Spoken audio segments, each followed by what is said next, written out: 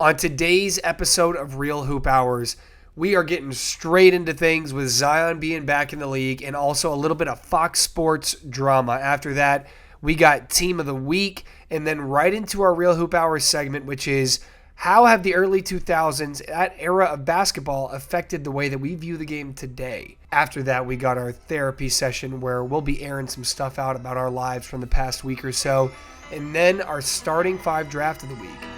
And this time, we're only doing centers. Let's ride.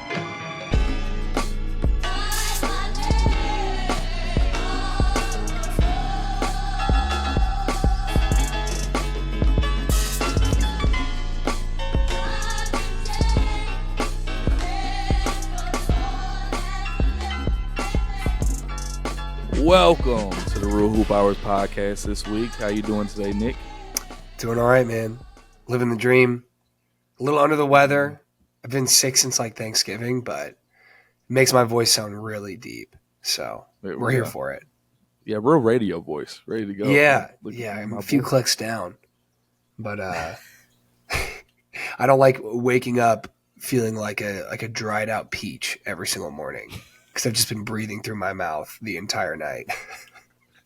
I'm about to say that's not how anybody wants to live life. And I will say it's been a very eventful week for me also, but it hasn't been being sick. So I'm actually happy about that. But I will say Fox Sports has also had a very eventful week. Yeah. Let's get into that. Let's break that down. Let's dissect that a little bit. Oh yeah, let's really break down what's happening here. For anybody who doesn't know, Emmanuel Acho, Fox Sports, has had relations with Joy Taylor also on his show in 2022 and probably on. And the probably is very, very, very loose. We know very much. And it goes back to what we say about popular sports media in the way of like, there's just slimy stuff happening left and right.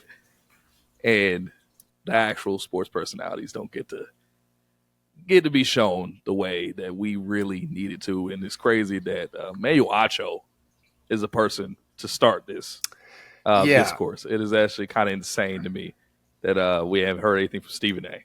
Dude, the Achos, like, I don't like any like big sports media. Like, truly, I don't watch it. I don't watch it at all. I don't even like. We're not old enough to still enjoy it. Yeah, and I mean, also like, I feel like everyone at some point should reach a point in their sports fandom. If you don't, it's not a big deal, but it probably means you've stopped progressing. But when you realize that, hey, this one person probably can't be an expert on every sport. Every single one. Like it's impossible. Yeah. It's actually impossible. And so like once you realize that all of these big personalities, like these guys that never played anything, that are on ESPN, they're journalists and they're nerds. Yeah. Like Skip Bayless, nerd. Stephen A. Just nerd. He cosplays as a cool guy. He's, like Brooklyn dude. He gets fired up. He's kind of funny sometimes. I don't care. Nerd. He's a nerd. He's a journalist. He's a nerd. And that's all right. See, but that's the thing. Acho at a certain point, you sacrifice learning about one sport if you're going to go that route to be a journalist of just like what's going to get me the most clicks and the most eyes. He's great at that. But and that's the thing. Acho played, and then it's one of those like weirdest things. It's like he just kind of fell right into the sports media, outlet trap, but just kind of just saying things. Like again, while he's also smashing Joy Taylor, literally the next day after that news dropped, he then college football playoff said that Will Howard's the worst quarterback left in the college football playoff, and that is objectively wrong. With Riley Leonard averaging 100 passing yards a game, is he better than Drew Allard too, or Alar? I would say yes. I would say so too. Drew Ayler's, I mean, he's pretty good. I think he's a dog, but like Will Howard genuinely scored like 34 points on the number one team in the first half and was like zinging shit. So, shout out Riley Leonard though. He's from like around here. Oh, so yeah, He's not from the Mobile side. He's not He's Yeah. not real, but he's from Fairhope, which You is could have told, the the crazy white thing flight is, side of Mobile. I fully believe, like, immediately by the fact that he literally runs like he's like Cam Newton for some Dude, he was reason. a hooper. Yeah. Did you know that? Like Really? he was a Like bucket. 6 feet tall? He's Wow. like 6'2", 6'3". I I gotta wouldn't double check have that, known but that. no, like he was a bucket, and the only reason he went to Duke initially was because they told him he could walk onto the basketball team and play as well. So he was But just trying to like hoop, and then he wanted to hoop. He did not want to play football. And a lot of people like around here say that like I didn't even know he played football because he was that good at basketball. Jesus. See, Let's that's what I'm see saying. height. Riley didn't want to play quarterback, and He's now he's being 6'4". thrown his. He's 6'4". Yeah, he's 6'4". He did not look like that when I was watching the Georgia game. My God. Let's see I mean, basketball offers. Did he have offers? He had offers from Missouri State, North Alabama, Samford, and St. Mary's. I don't care. D1 offers, bro. yeah. To hoop. I was about to say He's tough. that he wanted to walk on that Duke. See, that sucks. That sucks. Yeah. See, and that's the thing. And I could tell by how he throws that he didn't really want to do this because I was like, Riley's he throws because he has to. Hey, he makes I'll be honest plays with you. though. Like he makes plays with his feet. I mean, he's an athlete. And then I'll we say got the fact that he's like yeah. losing his hair makes me think like he can't be that athletic. But you see him move, and you're like, this guy's he can move. Yeah, he's a playmaker, man. Acho must have saw that and it was like, oh no. I don't know what everybody else is seeing. I will say from my previous point, there are people that played and they still become like these clickbait, like I'll say whatever I need Still to say to end up stay that on the way. air. Kendrick Yeah. Perkins, both of the Achos. What is it? Emmanuel and Kendrick. Sam? Is Sam the other one? Yeah, Sam Acho, yeah. But both of they both suck. Like yeah. there have have been like multiple times where someone is like clearly joking or trolling, like so obviously trolling on Twitter, and Sam Acho is just like, "What? What?" And it's like, dude, like it's a joke. Like Sam Acho cannot stop falling for jokes on Twitter. Yes, the Centel trap, we like to call it. Like not even that stuff. That stuff is kind of convincing, but like it's like someone says like someone just makes a joke about like, oh, this guy sucks at this after he just made a really good play. And it's like he's like, how could you say that after that really good play? Like makes me doubt your credibility. It's like, dude, that's why this person said it because they were kidding. Like they were joking. They sarcasm. Yeah, they actually have a Yugi profile picture, sir. That's probably why. That's probably why he said maybe that. Stop responding to the anime profile picture people on Twitter. Yeah, it's like that would maybe help you out a little bit. I will say Kendrick Perkins. I will say anything we can do to get him off the air. I'm ready to do it. Be honest with you. He like as much as Acho is still gonna have a show. Whatever we need, whatever needs to get dropped about Perk, let it happen. I'm sick of that motherfucker on air. My God. Dude, he's kind of the worst. Like I don't know. I think it's just like the really southern say something crazy black dude for whatever reason sports media loves, Yeah. Like but Shannon does it better. Shannon does do it better. And that's literally who was in my head of like Shannon Sharp. He does it way better because like Shannon like genuinely will drop knowledge, but like every once in a while he's just talking crazy. But like Perk is always just talking crazy. 50 million, I go to hell. Just I'd never get over that, bro. What? Yeah, that's insane. But then he'll drop Perk. like. Oh, go ahead. No, but I was saying then I watched Shannon Sharp break down how you're supposed to run a corner route, and he was explaining to the people how a wide receiver was wrong, and he was saying, "Hey, no, it was like a full breakdown of everything." I was like, one, he could do this more, and two, I was like, this is great. I've never seen Perk break down how you're supposed to like the steps you're supposed to take on a roll as a big. I've never seen him explain that shit one time. I've never seen him even take the time to break down basketball. It's always just him saying, blah, blah, blah. Perk, what did you say right there? I was saying, I'm going to hit him there. Perk is an idiot, dude. That's why. Like he's at the end of the day, you don't really have to be that smart to play center on a lot of teams. Like usually, in my experience, centers are like the least knowledgeable of what the team is doing Yeah. because their job is really simple, especially run and dunk centers, run and protect the rim and dunk centers. Like your job is always on defense, protect the rim, Yeah. rebound. Your job on offense is run to the rim. And then obviously there's like, you got to know some sets, but usually your job in a set is setting a screen, eventually Yeah. running to the rim, and then also maybe just like finding the soft spot on a drive, like T-sliding around the rim for drop offs. Like that's it. There you go. That's your The job. knowledge. And that's why I got to listen to on TV. You know what I'm saying? And I will say, side note about Joy Taylor. I know, it's wild that she was giving up buns for a position. I will say for this podcast, if ESPN was throwing money around and I just had to drop some meat down, Nick, I'm letting you know now I'm doing it. You gotta get your bag somehow. And Hey, I'll let you take that one. I got a girl. yeah, I'm a man of faith, but I don't control you, bro. So that's all you. Hey, take it. Look, when the Make it news happen drops, for the both of us. and see when the news drops, just be as surprised as you possibly can. I never thought Kai would do something like this. Yeah, we need to get our thumbnail real quick. Just he did what? For people that aren't watching, I was wondering why we hit the minus 15 seconds like back, and then look at us go like that.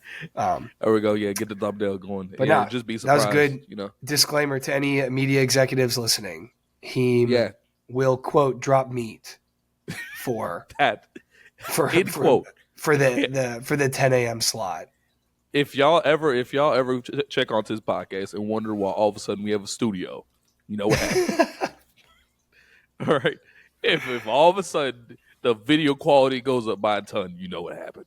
Yeah, either one of us won the lottery, Heem dropped meat, or I don't know, our employment situations changed drastically.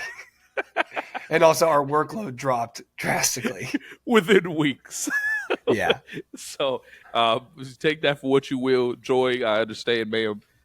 Just don't do the rest of it. Just keep it going. And you could have stopped it there. Pretty sure our show is as insane as it is.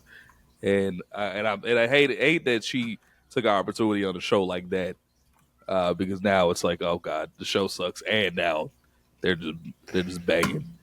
And now figure out Skip is also throwing around bands. A million for cheeks. Now I thought he was married.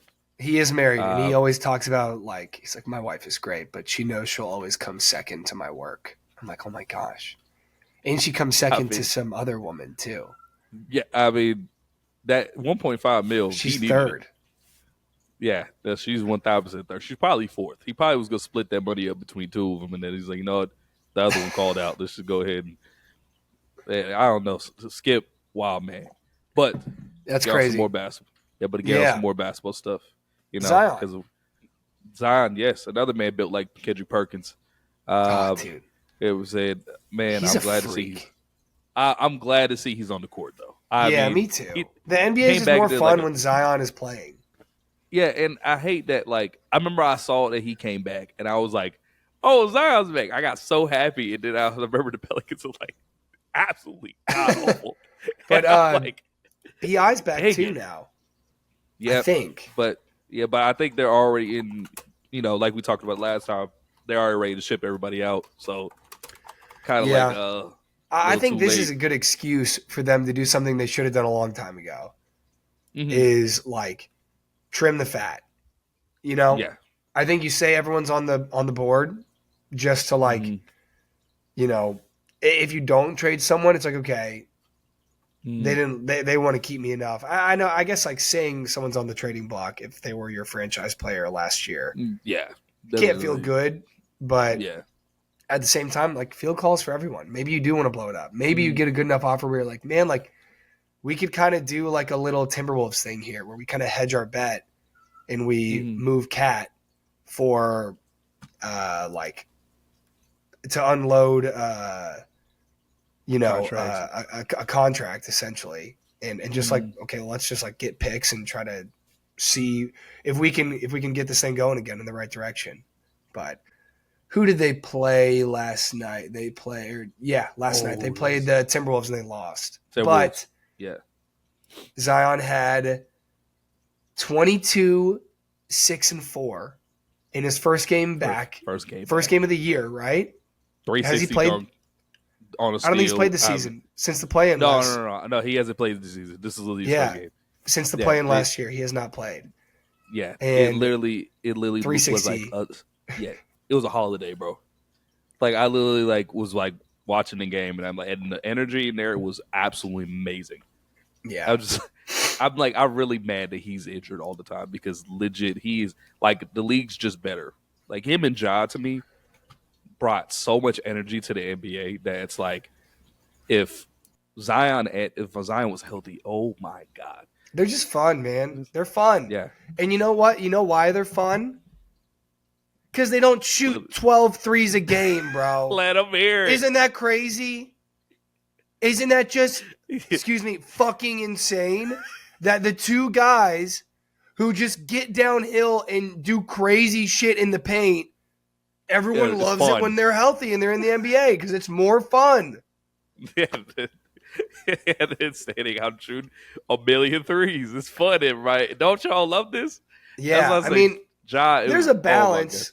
Clearly, it's not like we only want guys that go downhill because if that's the case, then games will turn into a free throw shooting contest. But there's a balance to it. Yeah, it's very obvious that why we love certain people. And the thing is, and also I will say for the Pelicans, I always say, going out and saying I'm shipping everybody is always the best bet because somebody's going to make a crazy offer. Regardless of how you feel about their trade value, somebody's going to give you something where you're like, oh, really? Oh, okay. Yeah. We'll send Zion for 4 first-round picks and a young player. Yeah, why would we not do that? Like, yeah, you wasn't trying to trade Zion at first. Like, yeah, you was just kind of just saying it. But then somebody was like, oh, no, I'll give you like something crazy, and you're like, well, now we have to take it. But before, I wanted to keep Bi, I wanted to keep Zion, but guess what? Hey, forget it now. It's you get better offers again. When the Timberwolves or when the Knicks were thinking about getting a big, I'm pretty sure they didn't think they could just give up Julius Randle and Dante DiVincenzo and get Karl Towns back. Yeah, pretty sure they didn't think that. It's like, no, sometimes you just got to make a call, and that's why for the Pelicans, they're probably going to get a really good offer because they have some dudes that are valuable. It's timing and situation, man. Truly, I will say I'm surprised that the Knicks trade ended up. I mean, and I'll call it a win-win. Even though the Timberwolves are worse this year, I think they realize it seems like Western Conference Finals is our ceiling with this group. Yeah. Like with Cat and Gobert next to each other, we will not win a championship. So let's hedge our bet. Let's get something for Cat while we can before he becomes a free agent. I think they're getting Dante DiVincenzo was the this is a good piece going forward for this team. Julius Randle was the problem. Yeah, and Julius isn't bad. Julius is a very good basketball player, but he might be the worst contract in the NBA. For what you get and how much you're paying, he might be the worst contract. Yeah, then he has probably the worst attitude out of any dude that you have to give opportunities to. Does he? Right, I'm not doubting if you know. So I just don't. I don't know enough about Julius. He's from Dallas. Oh yeah. Shout out Prestonwood Academy. Yeah, no. He's playing against. He was playing 2A basketball in high school, bro. It was stupid. If you want to see an absurd mixtape, go watch Julius Randle's PCA games from high school. Oh no, I've seen him. He's playing against kids that are the other team center is 6 foot tall, 160 pounds, and is just a grown man, an actual NBA player, 6'9", just gets 25 rebounds. My dad went and saw him play. He said, "I've never seen someone look more like a man amongst boys in my entire life." Julius Randle, I always say it's crazy how he didn't end up being good earlier. But the one thing I figure out is that we getting back to his attitude is just when things go downhill for Julius, in any way. You watch it, I remember watching a Timberwolves game and he missed 2 shots. 2 shots he usually makes, and he legit on the defense end just let somebody drive right by him, wide open layup, and then he just goes. He walks to the sideline like they're going to call timeout, and the coaches are like, "We're still playing. Like, what are you doing?" And then he's like, then he gets back on offense. It's like, it's like, what are we doing? Like, what, like, because that's very, because the thing is, that's stressful for a coach. Yeah. To deal with. And that's what I'm saying. It's like, because Julius is going to have some games where you're watching him, you're like, oh my God, this dude is amazing. Gives you 30 with a bunch of threes, mid range. He's a matchup problem, man. He really is. Crazy matchup problem. And he'll just like psych himself out the game the next second. You're just like, it's like Julius. Yeah. We all know that kid that doesn't really have like the radar of like, have I shot too many? Like, have I taken way more shots than everyone else? Like, and he's like, doesn't have truly. Oh, like, yeah. And I've coached kids like this. I've played with guys like this. It's like, dude, you're 3 for like 16 in this pickup game, and you are clapping your hands for the ball as soon as it gets inbounded, like after they scored. Like, how do you not understand that? Like, that's insane. Like, sure, you made 3 shots, and those are the only shots they remember. Yeah, yeah. Like, and I think Julius is kind of one of those guys. But yeah. One thing I like they're doing with him, is Chris Finch. Like, I think he's emphasizing paint touches a lot. If you watch him play, Julius, every time he touches the ball, he's getting 2 feet in the paint. Yeah. Like when he attacks, not every time he touches the ball, but anytime he does attack, he's not stopping. You know, he's not just like attacking to get to a step back 3.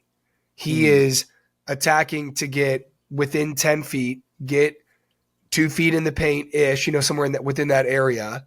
And then he's like, okay, if I got a good look, or I think I can just bully my way to the rim and finish on this guy, then I'm going to do that. But a lot of times it just makes defenses collapse. And I think he like is close to like, I don't want to say leading the league, but he's way higher than you would think he is for like assists that led to threes. He's up there in the NBA. It's impressive. I think that's something not to be overlooked, and I think he will continue to be a starter in the NBA. But like, he's either going to be a pump and dump 100%. Like bad team contract in the future, or he's going to take a huge pay cut to go be on a winning team and maybe be a starter, maybe be like a 6-man type guy. Yeah, I think Julius is going to be a starter on a really bad team, and he's going to average like 28. And we're going to be like, oh my God, like Julius is nice again, and then he's going to go on a good team, and then he's going to piss him off again. And that's what we say. Like, that's the thing. It's like Julius is like, for a hooper, like when you have a hooper eye, Julius Randle is such a good player. He's a hooper, bro. Like, he's just a dog. Like, he's just a hooper. And then like sports media just like wants to like get on him with his attitude. It's like, yeah, but the reason we're like, we understand the attitude, but then we watch him just cook a dude that's 4 inches shorter than him off the dribble, then get into the paint and knock over somebody's center. Yeah. That's kind of insane. I mean, he's a victim of the meme. I'll throw that out there. Yeah. I think he is a victim of the meme. Like, and no place will do it worse to somebody than that top right corner of the country, New York, Boston, Philly. If they don't like you, they will meme you to death until your career is just over, bro. LA as well. I'll include LA. Yeah, LA, yeah. I'm about to say include LA in that, because if you're like bad Torian in LA, Prince, you're bad still a good NBA starter. Kendrick Nunn, like EuroLeague MVP. Granted, he could still be in the NBA, no question. He could still be in the league. He should be in the NBA, actually. Let's say that right now. He should. And we'll get into that eventually. I actually, someone texted me and asked me, and we'll at some, maybe next episode we'll do this, but someone asked me, why is it that Jahlil Okafor can get like 36 in the G League on like 18 for 22 shooting, and he can't? Why is he not on an NBA team? Yeah, I think that's a great question. But either way, that's its trail. That's a teaser. Listen to the next episode. Maybe we'll get into that then. But, we'll without talk about Jahlil Okafor. Well, that was a good intro to the show. Shout out Joy Taylor, Fox Sports. Shout out Zion. We got to get the team of the week though. And I'll start us off. Why not? Get right into it. My team of the week is the Dallas Mavericks. So clap it up for the Mavs. After watching LeBron do the most clear PED dunk at 40 years old against my Mavericks in the first quarter, I was like, we're cooked. Especially, Luka-less, Kyrie-less Mavericks. Our starting lineup was Najee Marshall, Quentin Grimes, Klay Thompson, PJ Washington, and Derek Lively. Also no Daniel Gafford, which hurts as well. But you got Lively, so that's not the crazy part. Yeah, it's nice having both of those guys. Like one of them is always on the floor. So a lot of Maxey minutes last night. I love Maxey. It was so weird when I saw him on the court. I'm like, he can still guard, bro. It just, man, I wish that one year when he shot 40 from 3, that was I was like, this guy, he's a get dude. That dude back. Yeah. Yeah. He made some really good defensive plays, so I'll give you that. He is. Awesome. He is a intangible defensive guy, but he's not really. He might be the least dynamic offensive player in the NBA. Maybe. No, that's a stretch. But no, well, hold on. We have Rudy Gobert in this league. Come on, guys. That's true. I take it back. I rescind. Redacted. Come on, dude. But yeah, shout out the Mavs. They beat the Lakers, even though the Lakers' record isn't that great. I like the move. I like the trade.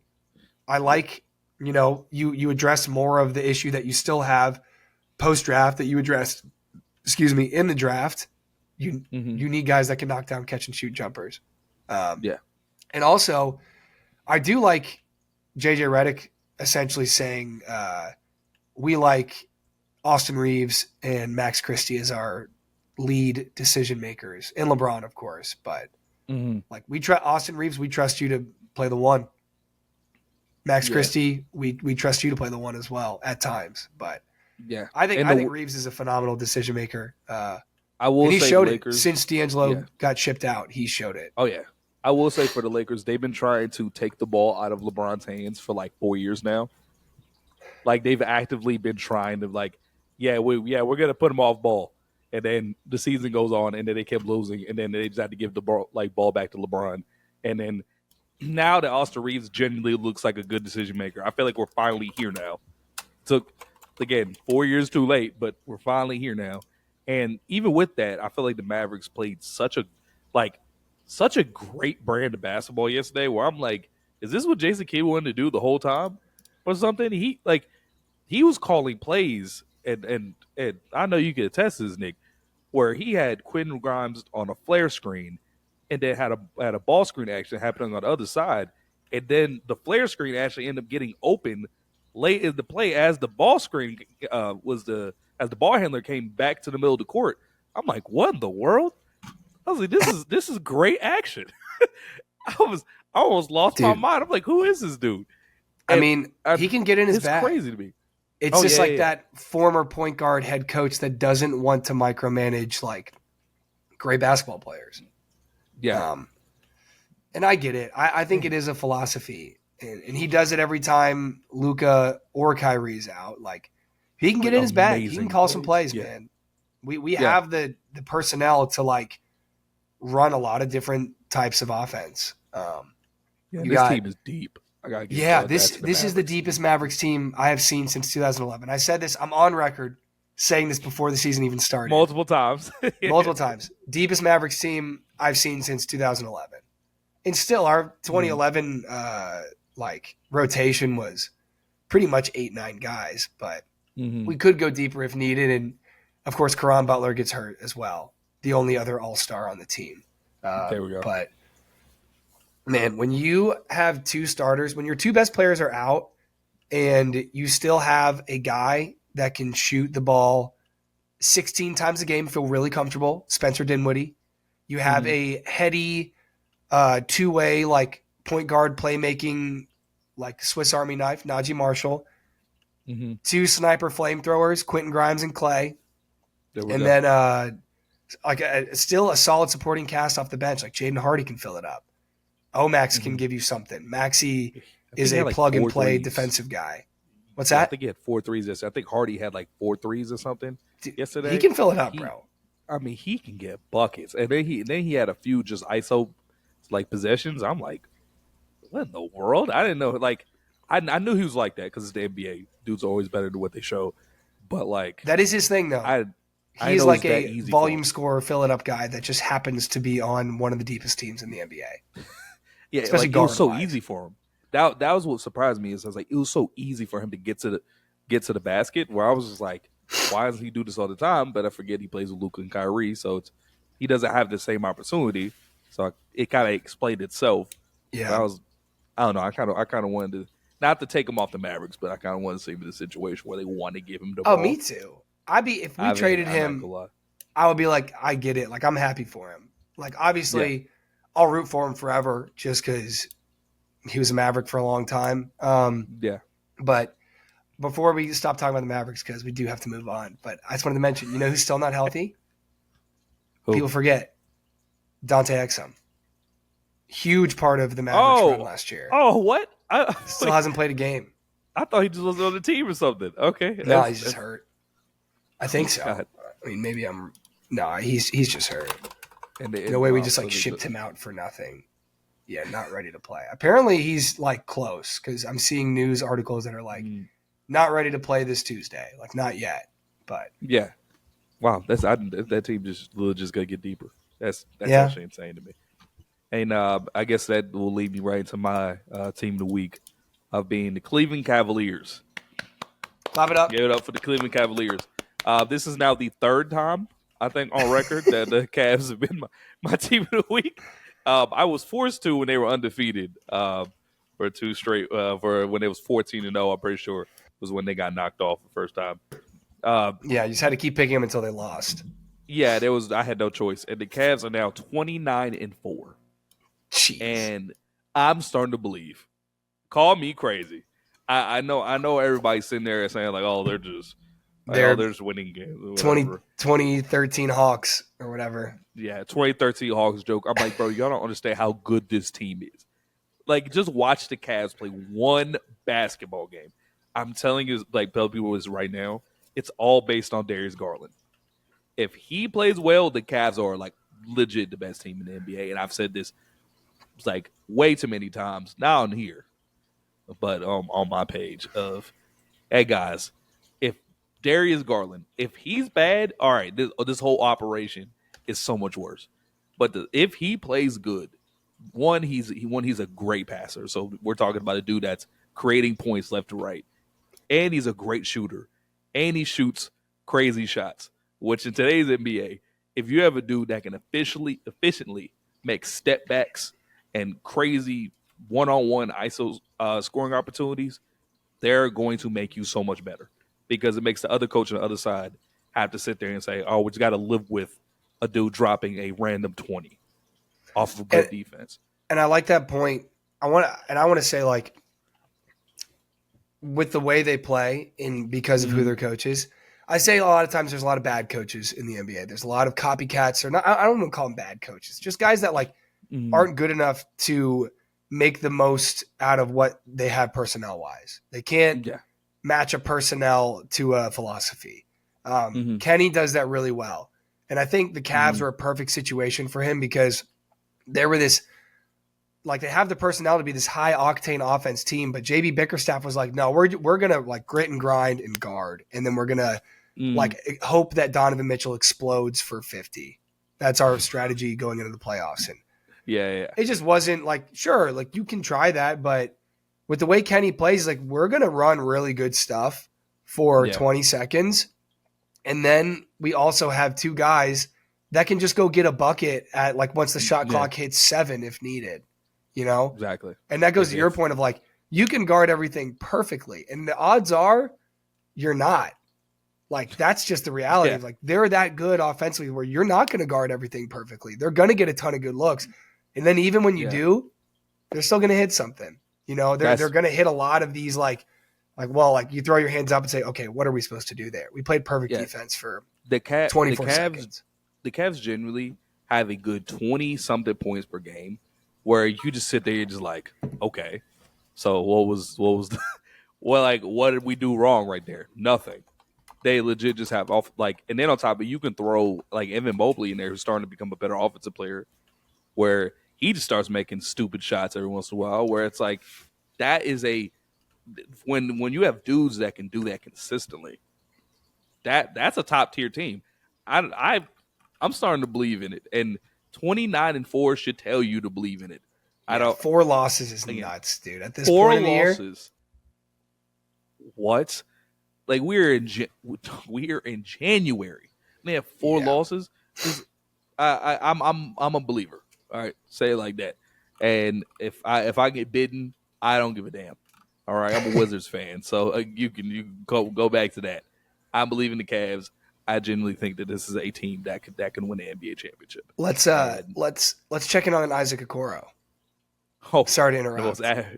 our But most the most average average NBA player in the world. He's shooting 0.03 of a percentage point less from 3 than he is from 2 this year. Really? He's shooting 49.5% from the field. Sorry, not from 2, but from the field. Yeah. And he's shooting 49.2% from 3. That's wild. Granted, There we go. attempting, 2.7 a game, so making just Tons, over but 1 for just under 3 attempts a game, but hey, impressive, man. Shout out Isaac. these shooting coaches of today, they can take anybody and have them learn how to shoot. Because he was so stiff as a shooter coming out in the draft. For He him was to be at 29% guy first year, and then 35, 36, 39, 49. It's That's crazy, dude. Shout And out his to volume Okoro, really man. hasn't changed that much. I mean, even his volume from his first, second, and third year is up. Well, he's not a movement shooter, so that's the thing. Nice. You're hanging only out. gonna get a lot of shots. Yeah, you're only gonna get a lot of threes if you're a movement shooter, and Yeah. we'll keep him at that spot up for now. Hey, he does what they ask him, man. There you go. Does what they ask and him. Defensively, still good. Not that like top tier that I wanted. He's solid. Yeah, he's average. That's what he's like above I'll say he's average above. I'll call him defensively. above average. Yeah, I'm above not average afraid of that. defensively. Yeah, But, definitely above average. But the offense kind of brings him down back to average. I will admit I wanted more, I want more Isaac Okoro drives personally, but hey, he's shooting 49 for 3. So hey, I guess I gotta let him have it. But Cavs, great job, guys. One more time. Yeah, clap it up real quick. There we go. There we go. Shout out Cavs. There we go. Well, that's enough for the team of the week. Shout out to the Cavs. Shout out to the Mavericks. And shout out to the Mavericks for the win yesterday with the Lakers. But Big win. we gotta get right to our Real Hoop Hours, a segment of the podcast. And this week we have something that I've been wanting to talk about for a while, of how the early 2000s has warped our perception of how basketball is supposed to be played. Exactly. And this is something that a lot of people kind of don't understand, but this is something that, because me and Nick are in that in-between range, we see it and we understand it. And Nick, I want to throw it to you on where do you think the early 2000s kind of, lacked in the advancement of basketball that kind of led to what a lot of people think is bad basketball today? Yeah, I think one of the biggest things that contributes to that, and we talked about this before, and you had some good points. I want to let you get to those. But one thing is the dead ball era, and a lot of people don't really know what that was. And essentially, it was like late 90s to early 2000s, kind of in there a little bit, where it was truly just, we're going to give one dude the ball. He's going to ISO for almost the entirety of the shot clock. We're going to run something very simple. And then with 15 seconds left, we're throwing it to Jordan on the wing. We're throwing it to Kobe on the wing. We're throwing it to, I don't want to say Melo because that was a little bit later, but Tracy. he was kind of the last bastion of that era in the mid-range. And then we're going to completely clear out that side of the floor. Just let them work. And that was the whole game. Yep. And even a lot of people don't know, it was illegal in the NBA for a while to send a double team when you have that side of the floor cleared out. You couldn't send an extra guy from that floor. And I forget what the rule was called. That was just the 90s, right? Yeah, that was just 90s. That was not early 2000s. They called it illegal defense. Yeah, they called it illegal defense, but you weren't allowed to run a zone. Yeah. You were allowed to run zones, double team. It's Had to like you let him got to get guard buckets. one-on-one, and you're going to get cooked by MJ. But that carried over into, the early 2000s, and it dominated for a while. And we've never seen lower possessions per game than in that era. And that's why it's called the dead ball era. It's funny. Yeah. A lot of people think like now is the peak of possessions, right? It's like, actually, no. The peak of The 80s, possessions I'm per pretty sure, game right? was like Wilt era. Yeah. And Yeah. that's why his scoring, that's why he had 100 in a game. I mean, people say, that's It was because there's going no up 3 and seconds. down. It's like a lot of them, 3 seconds didn't matter. They were just sprinting down the floor, throwing him the ball. He would just jump really high, drop it in, and then they'd get back and play defense. Yeah. Like, they was running. yeah. Like there was no lack in every single possession was them trying to get up and down the court as fast as they possibly can. And that's why I say like it's actually kind of fun to watch. But it's so different. And it is kind of gross though, because like the skill level was undeniably way lower. Like, people terrible. like Bob Cousy is one of the best point guards of all time. Like, Bob Cousy couldn't dribble with his left hand. Bob Cousy looked like Stanley from The Office when he tried to dribble with his left hand. I don't want to hear all that. I was gonna say I could probably one-on-one Koozie right now, honestly, if we're doing this, because it's crazy how bad it looked, but Wilt still being amazing. It's like it's crazy the possessions. That's why I think is insane is the amount of possessions, because you go to early 2000s, and the reason why Nick wanted to pass it back to me is because I've had a lot of conversations about this on how Shaq and Kobe realistically messed up the league for everybody else, because one, the dead ball era, like Nick is talking about, but because of Shaq being so dominant that the league just decided that, hey, we're gonna get as many bigs as we possibly can. We're gonna have 3 7-footers on this bench, and we're gonna try to foul Shaq out, or we're gonna try to have dudes that can guard one-on-one with Shaq. And what they end up doing is having a power forward and a center being unskilled at the game of basketball.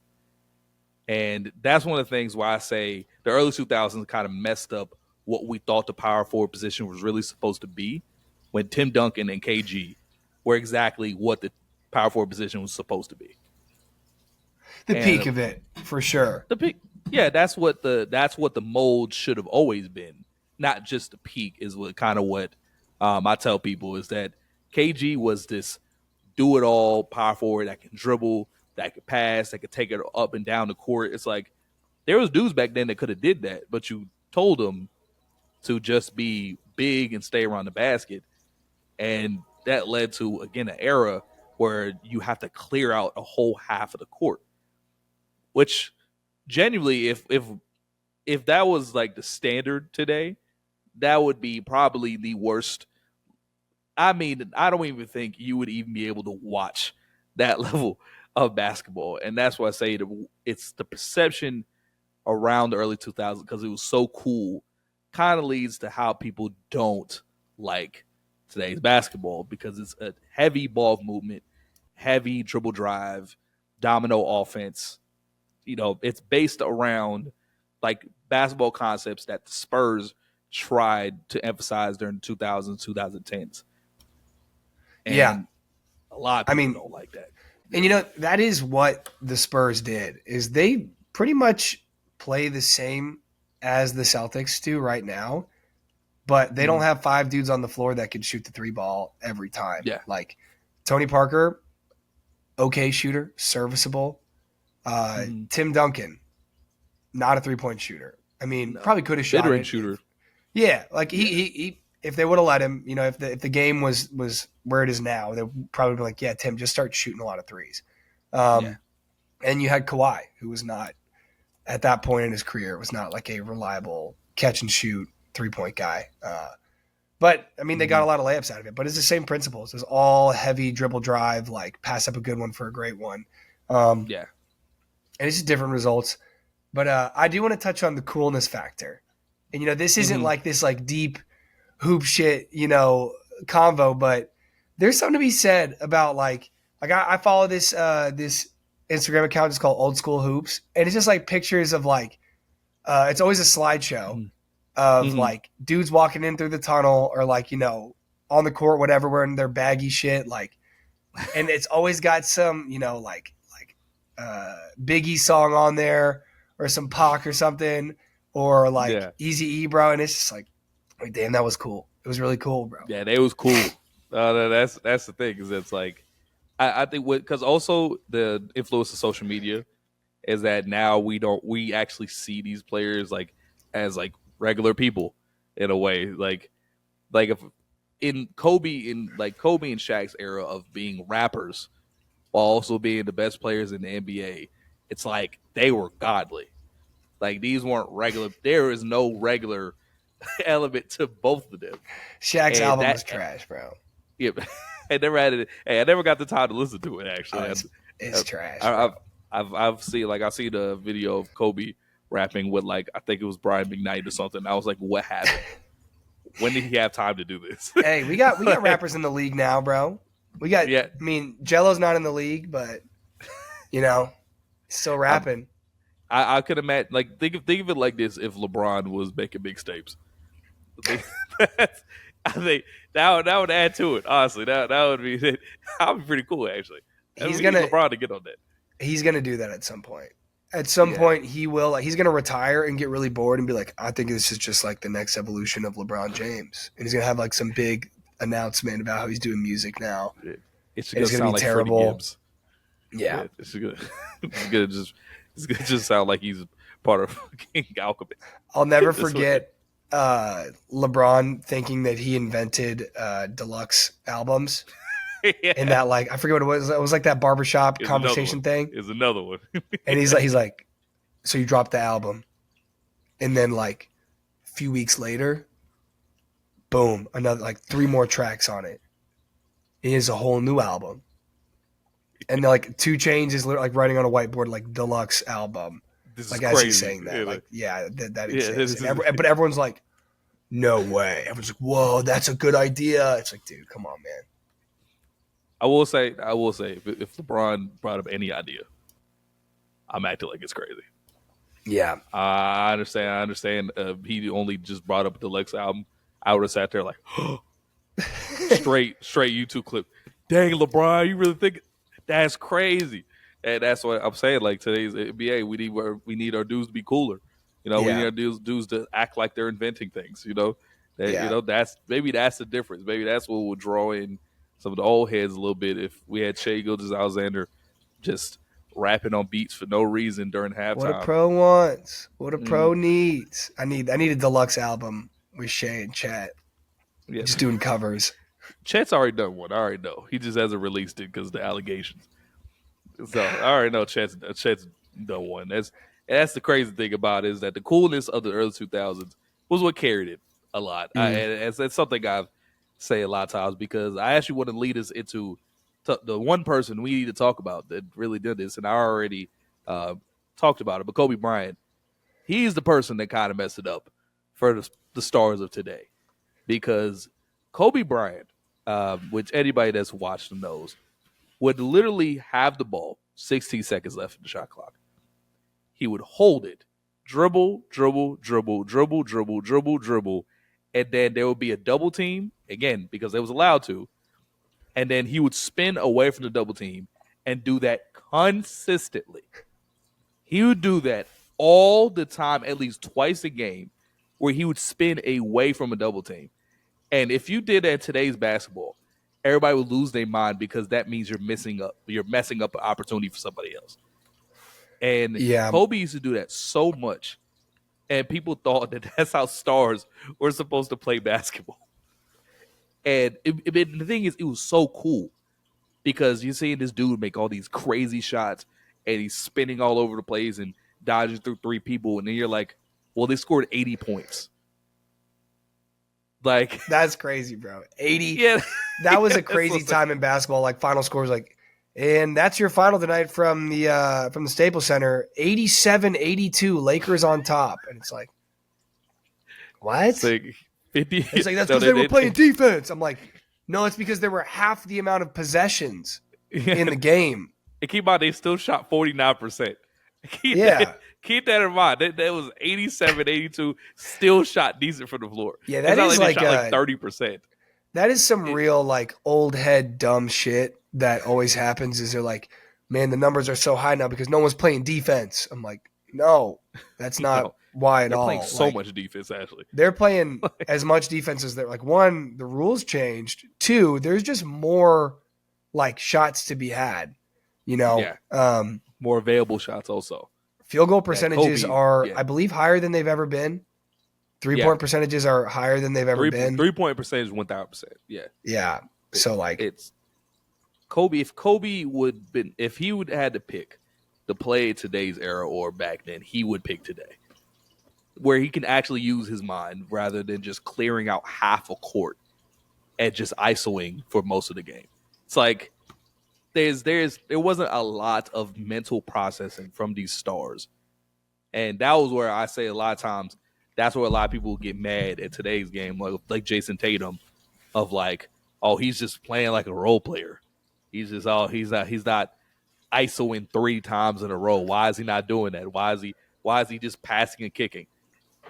Because we're playing basketball, guys. yeah. Because we're playing together, we're playing team basketball.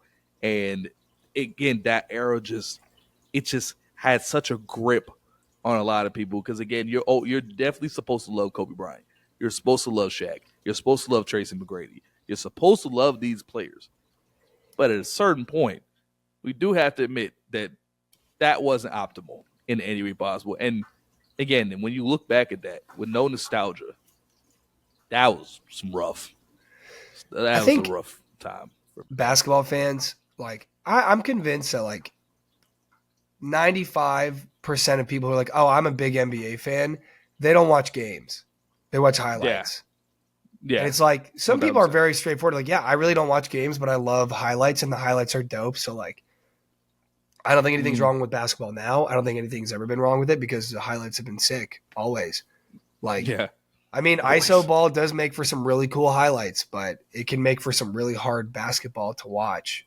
Mm, You know, guys shooting like 53s a game, like a team shooting 53s a game can make for like some cool highlights. Like, man, they hit so many threes this game. That was sick. It's like, well, if you watched, like half the yeah, game was them just like taking the first decent look they got 7 seconds yeah, into a possession, and then it's back on defense. It's like, it's yeah. not, Just shooting anything. yeah. And like, if you like Yeah. that, that's okay. But I don't really think that you really like basketball. Like, that's fine. If Mm, that's where it's what you like, that's who you are, that's cool. But to, I guess, bring that into the early 2000s is like, yeah, there was still really cool highlights from that. Like mhm. Kobe hitting a dagger over like two dudes. It's like, okay, but he took 26 shots and was 12 for 20, like 10 for 26. Like Yeah, most of those possessions, like everyone else is just standing around. And that's yeah. not fun to watch either. But These it's yeah, the balance. I think the two. I think also the problem that the is that the 2010s were such a golden age of basketball, especially like mid to late 2010s, is that I don't think people realize it's like that was just a very beautiful time of basketball. Where it was that in between where where teams were playing such different styles, yeah, where you flip on a game and like you're getting a totally different style from the Warriors to the the Rockets, and then you go over here and watch the Hornets. Or like it was a totally different style of basketball. That's a golden age of basketball. The early 2000s and now is the extremes of two different styles. And what the early 2000s did is made us think that this was the bad one and that was the okay one. And that's why I'm like, no, one, the coaching. A lot of coaches were just there. I've made this point so many times. A lot of coaches weren't coaching back then. Which is why you have dudes like Doc Rivers, just oh, saying, "Play harder, well, guys." It was like that was the mold for coaches back then. It's just like, "Whoa, run, play harder, run, rebound harder." It's like that doesn't. That's not that's not coaching. You're kind of just like yelling at kids and telling them to play harder. You're just yelling at grown men, and that's why I say it's like there's a coaching disparity too that was very apparent because of the era of basketball, which is I why feel like there coach still like is. Like, yeah honestly. But I I think that's mean, because the game has progressed to a point that it's so far ahead of these dudes where they look stupid now. They just look completely lost. Back then, that was like the championship coaches. It was Phil Jackson. I can say even say Don Nelson, back then, and then it was everybody else was just yelling and just rah rah rah, go faster. It's like, bro, I can't imagine if I had to grow up with that era of basketball. If that was the coaching I got, like, because every coach, at least when I was coming up in high school, had to be a nerd.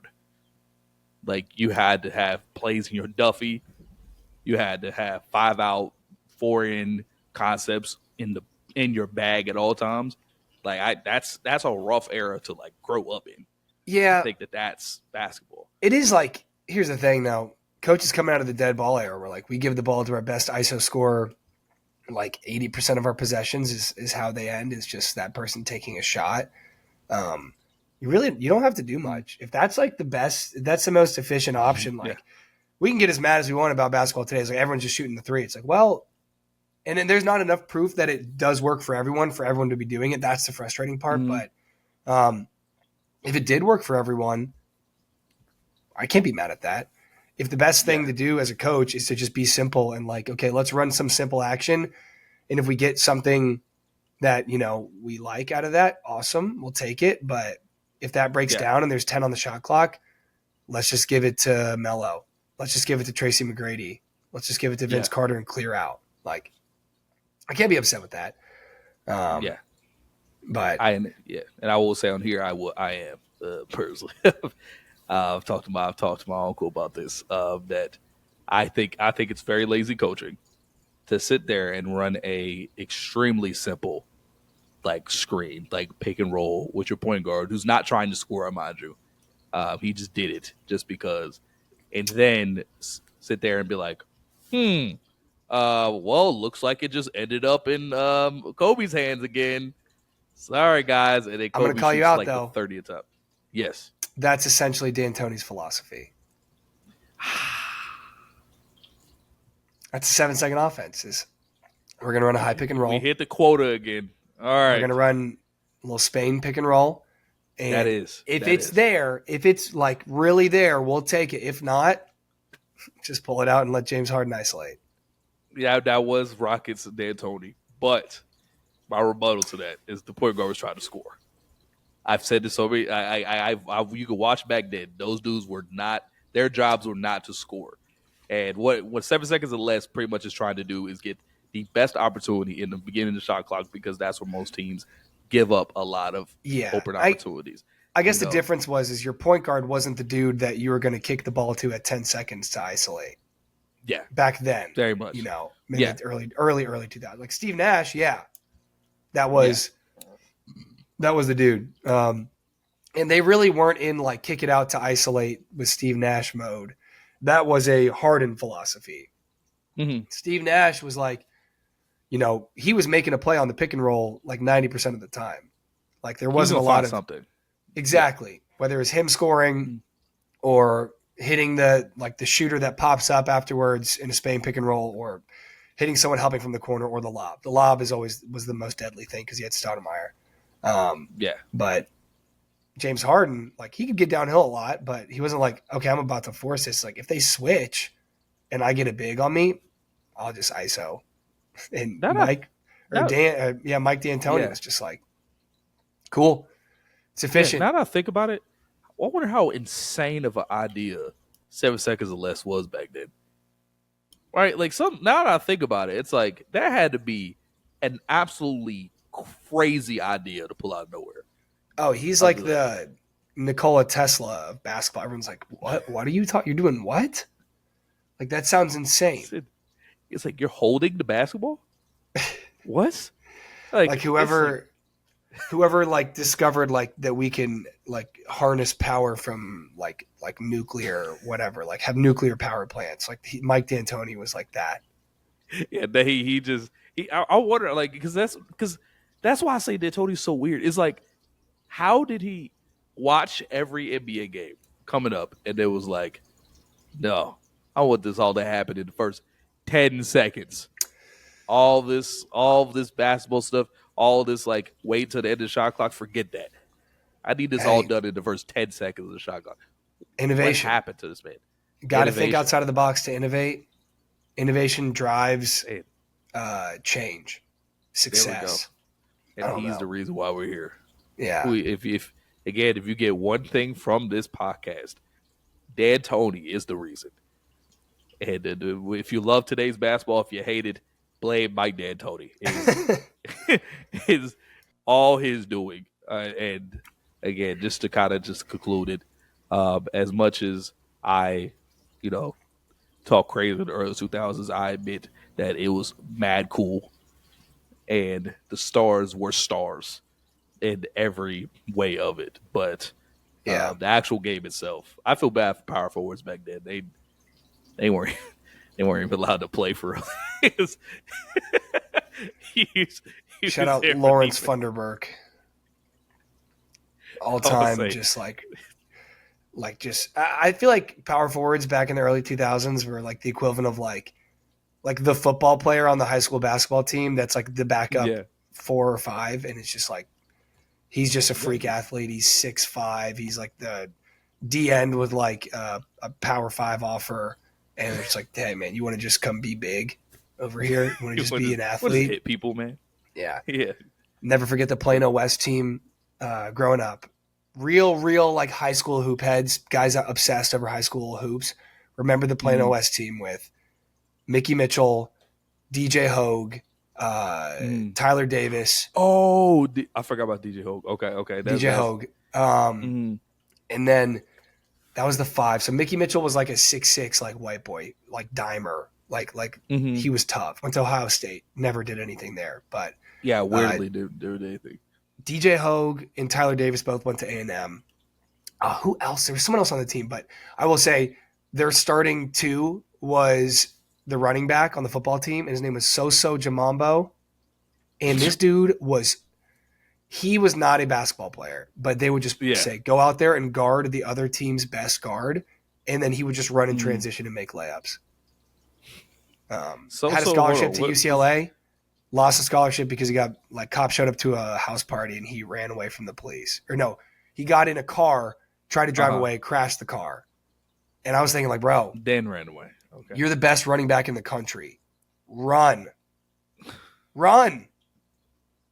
They're not catching you.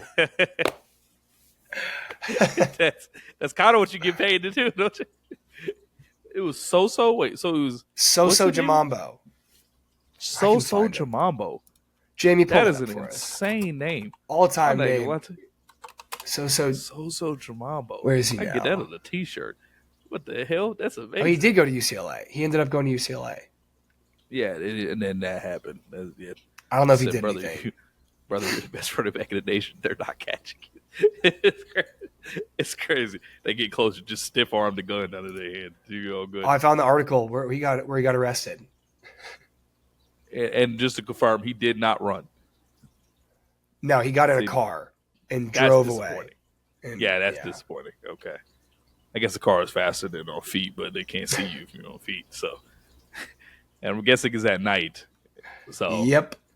I'm saying right now, it's time to use our superpowers, brother. I don't know what the hell you thought.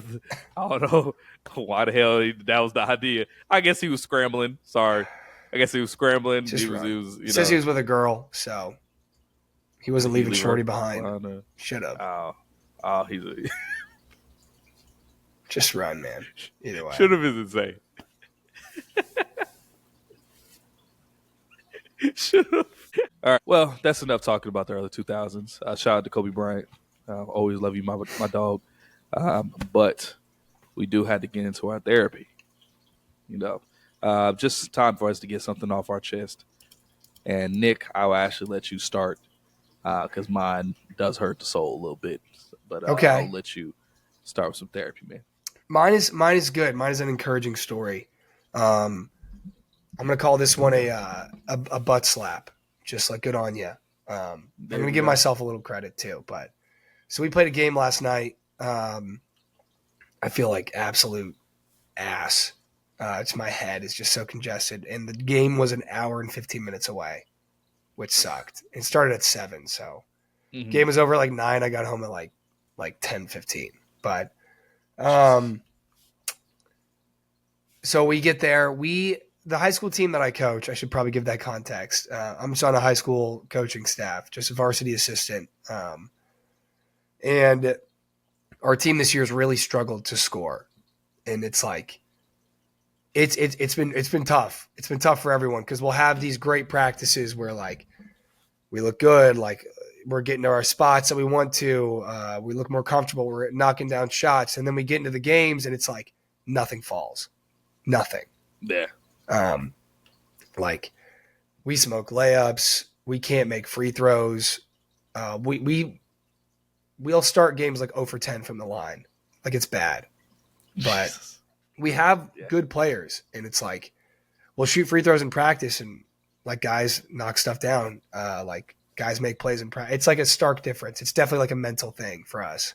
But last night, after like a few really, really solid practices, we start a game 0 for 9 from the line, probably missed 10 like layups, like shots within 2 feet of the basket. And we go into the half up 19-17. We guard really well. We're a phenomenal defensive team. And we go into the half 19-17. And it's like, man, like here we go again, you know? And we talk about it like me and the head assistant always joke and say like our relationship with like, you know, can we score the ball or not is like a woman going back to like the abusive boyfriend. Like I think he's changing.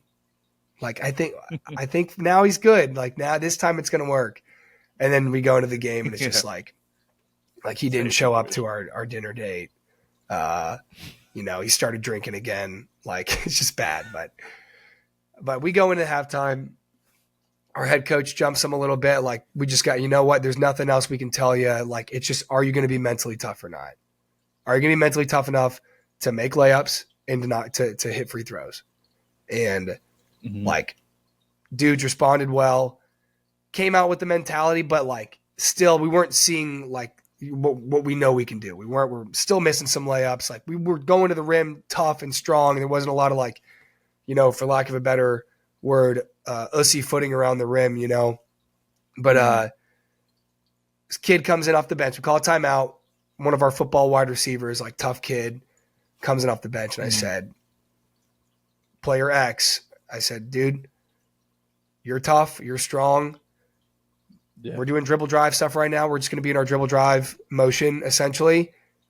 Get downhill, play off 2, get 2 feet in the paint, see what happens. Be strong with it. Because I do the finishing stuff in practice. And I've seen him. He understands like how to be physical, how to finish at the rim. He understands what we want and what's going to lead to our success. Dude, he goes in there like 3 possessions in a row. Bang, bang, bang. Just like strong take, playing off 2, like pump fake, goes into someone, makes a layup, like back cuts, someone goes back door, makes another layup, another one just like hard rip, one dribble, puts his shoulder into his chest, just goes into his body, finishes. After that, everyone, like it just like the floodgates opened. Everyone started going to the rim strong. Like we started hitting because then defenses are collapsing. Now we're getting wide open looks from 3. We're hitting. Yeah. We went into the half 19-17. I think we won like 67-41. Jesus. And like, I think that was our first like 60-plus scoring game this year. Like it's been rough. Yeah. Or one of a few at least, but it took somebody to show what you could actually do. Dude, and it was just like, it really was like that kid came in and just spark off the bench, change the mentality, like placebo effect for whatever reason. Guys like, oh wait, I can just like go to the rim and just finish. Like it's that easy. I could just run to the rim. Yeah, and they couldn't guard either. Like they did a lot of stuff to kind of show like they could guard, but so that was just honestly great feeling driving home.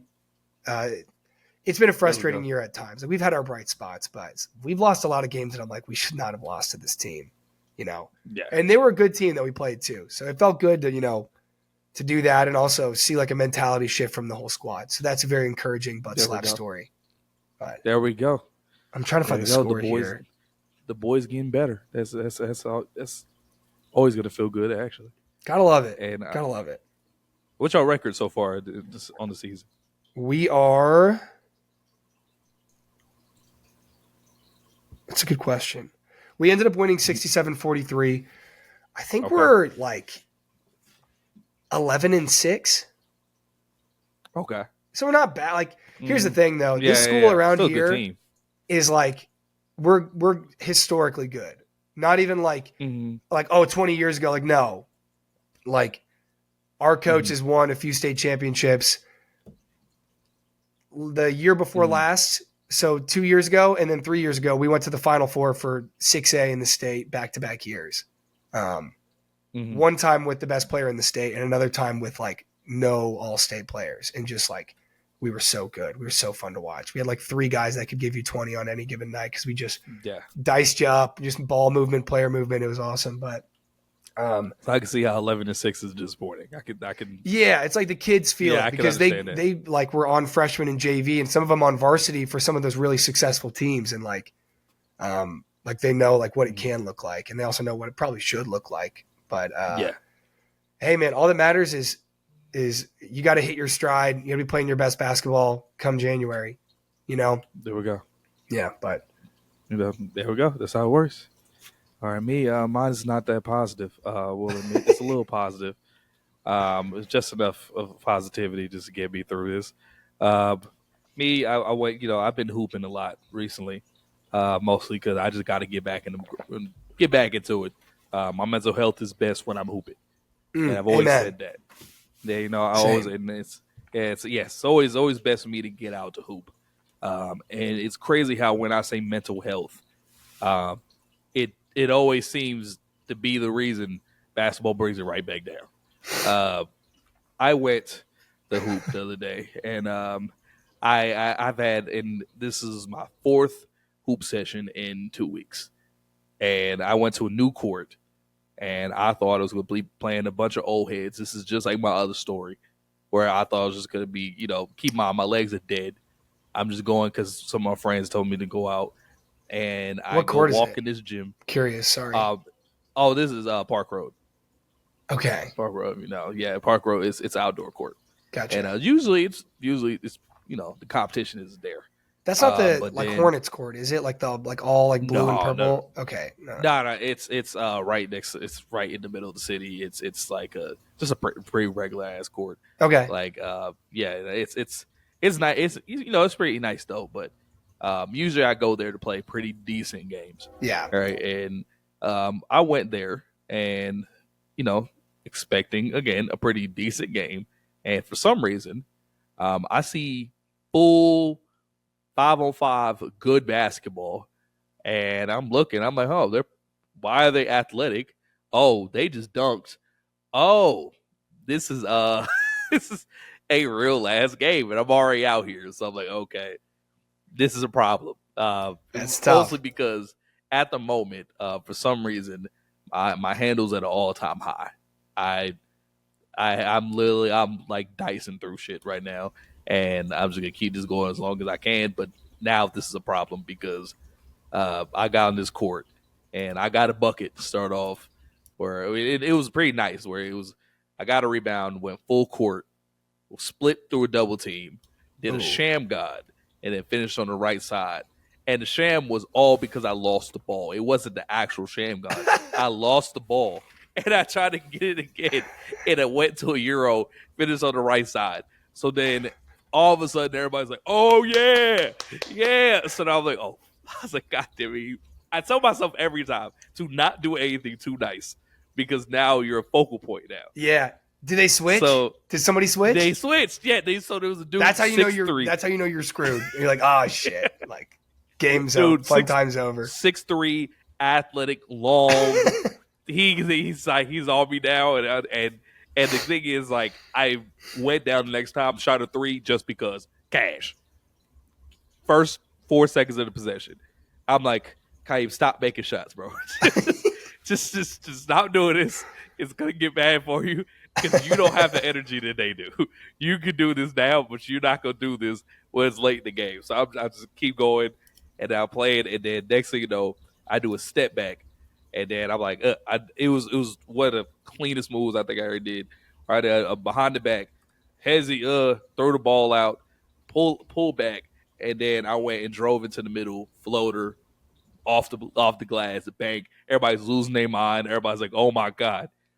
I get for the rest of this game, Nick. I get so clamped, so ridiculously clamped. They was guarding me at half court,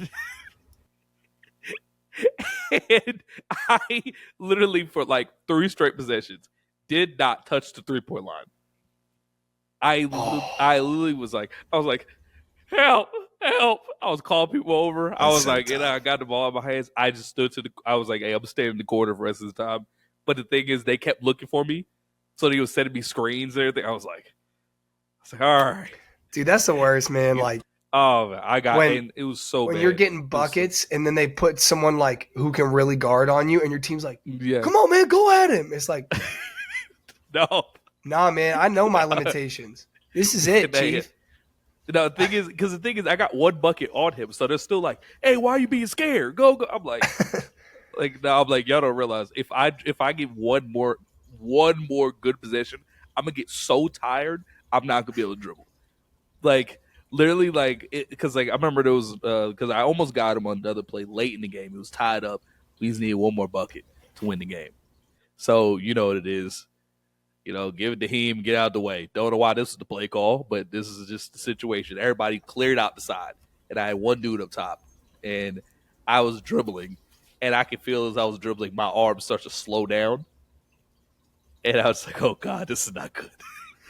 And I did a tween dribble hezzy, tried to, like, do a half spin to get around him, and he's just there.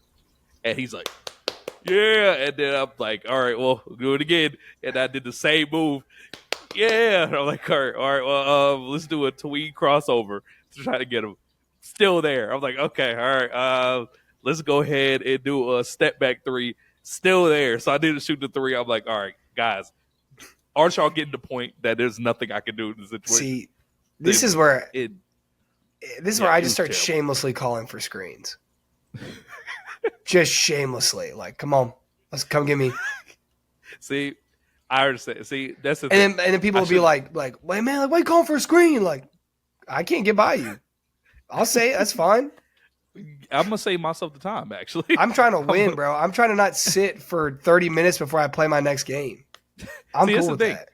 We won because they were so focused on me when I made that pass that they were still dude helping in the gap for no reason. So the dude just shot a 3. Yeah, just shot a 3 game. I was like, and I'm acting like I'm tough. But I'm literally so tired that I literally sat down and I laid on the grass, like head on the grass. I was like dead, and then it was like, all right, let's go ahead and get the next one. I'm just like, bro, please. And then then the next game I called none but screams, and I got ridiculously clamped again. But this time I acted like I wasn't playing. I was like, oh, it's just I'm just chilling, guys. I'm just chilling. And then I act like my mom called me, and I went home after the game. It was terrible. I gotta admit that again, it's. I think hooping is fun when people don't know if you're good, and then they figure it out. That's the fun part about hooping.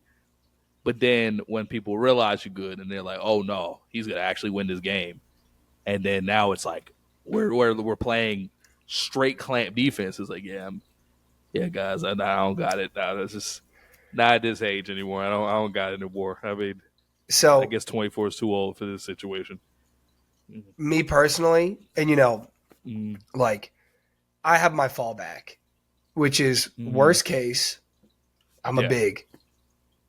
Worst case, because depending on how good the competition is, like, if I'm playing with randoms that are like solid, I can do whatever I want. I can bring the ball up. I can get downhill off the dribble.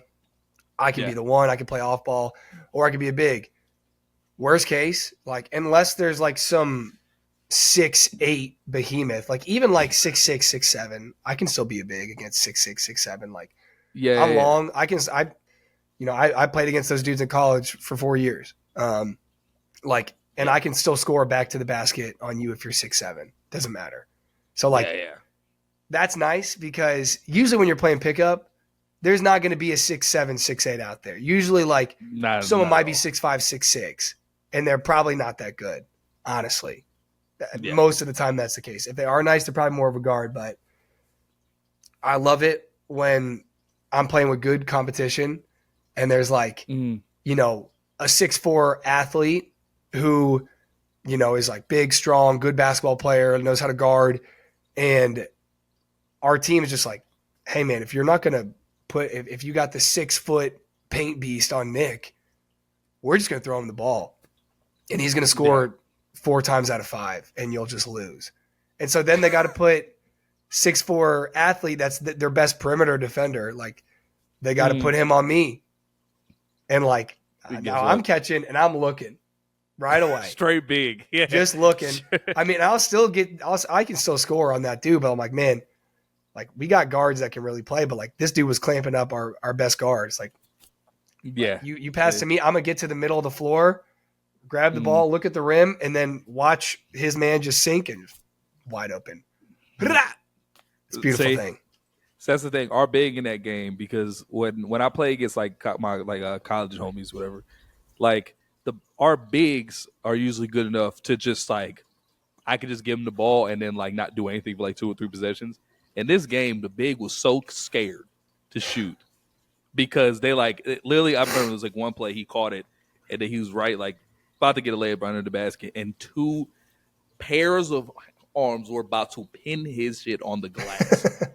And he goes, and it falls out of his hands and it goes out of bounds. I'm yeah, he's out of this game.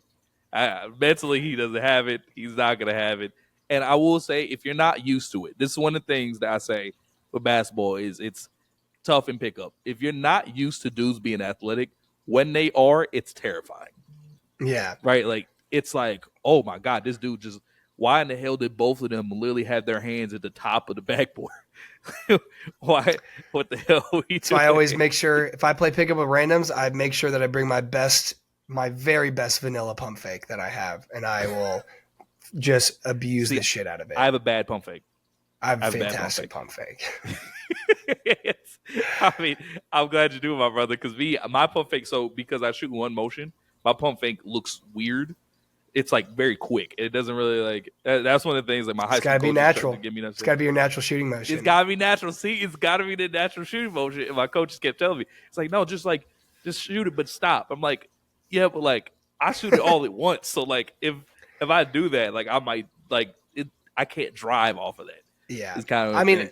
And I love to pump fake under the hoop, but as a white dude, if you go play pickup, bro, yeah, the first touch I get on the perimeter, if you're not up really crawling into me, I am shooting it every single time. I don't care if I make it. Time. Every time I'm shooting it right away because everyone's oh, shooter. Yeah, that's what he wants to do. Next time I catch, I can just look at the rim and someone's already jumping, and then I'm just going to the rim for 2, and then I spend the rest of the game getting downhill, maybe shoot a wide open one. That's it. Yeah. See, that's my thing. Is that me? I always do this, just to establish dominance, right? I'll shoot one bullshit ass 3, right, for no reason in the first 3 possessions of the game, and it's usually I'll do a look away dribble behind the back into a 3. If I make it, the rest of the game is going to be hell for the person who crosses me because I'm just going to be the worst person you ever going to want to play in your life because I'm huge. So this is the thing is I have muscle on my body so I can move you out the way. That if I'm making stupid 3s, it's rough. But if you now put somebody that's as big as me, it's the game's a lot better for them because now I can't drive to dead because I don't want to shoot a ton of 3s for the simple reason that I will miss 5 in a row. Yeah, I don't want to shoot 3s either. I want to make you think that I want to shoot 3s. Exactly. See, you get it. I want you to think that I think I'm Steph Curry. No, I literally just made that 3 just to establish dominance. I want to get to the rim every single time because it looks because you look nice when you hitting 3s and you get into the rim. That's when you look tough. We need to make this a segment, just like how to just be a killer and pick up basketball. Oh yeah. No, and this the thing is that like it's tough we just coaching. Talked also, about ourselves playing pickup for like 15 minutes. we need to get a game in at this point. I know, dude. I got to get up to Charlotte, man. I really do. Or you got to come down to Mobile. That's not happening. You'd be great here, man. You will never see me in Alabama. I'm saying I ain't gonna lie to you. That's like just the last. If you're worried about racism, as a white man in Mobile County, I am a minority. Mobile County is majority African American, bro. You know what? It's a statistic. You convinced me. I'm thinking of Mobile and Birmingham, Alabama is the same thing. Nah, bro. So Mobile is like Mobile is more New Orleans than it is anything else in Alabama. Okay, you know what? I like that. You know what? I like that. You know, I might be down. You need to get a game in. I also this again. My leg's actually killing me as we're talking about this, but yeah, mine is going to be a offensive foul on my competition for thinking I'm nice, and I'm mad. I'm still mad at them, and that's why I'm not going back to that court for a while, just in case they ever show up again. So, just ride the hot hand next time. Just believe in yourself as hard as they believe in you. Start throwing up. Just start jacking up some terrible shots until they're like, okay, maybe don't. All right, let's swing it. Let's get something good. Yeah, shoot the bad shots, then swing it. You know, that's how you play basketball today. But yeah, that's I had to get that off my chest. Yes, sir. Well, that was a great therapy session. I don't know if that was fun for y'all to listen to, but I love just talking about like, yeah, this is what I do in pickup. That was really great. That was great for us. One day we're gonna play together and we're gonna video the whole thing and we'll release it to the people. Thumbnail like of us be like, what? And it'll be like podcast host take over Charlotte court. Freega style. In the hood. Podcast hosts go crazy in the hood. That's like 200K more views right there. So. Yeah. You just put in the hood afterwards.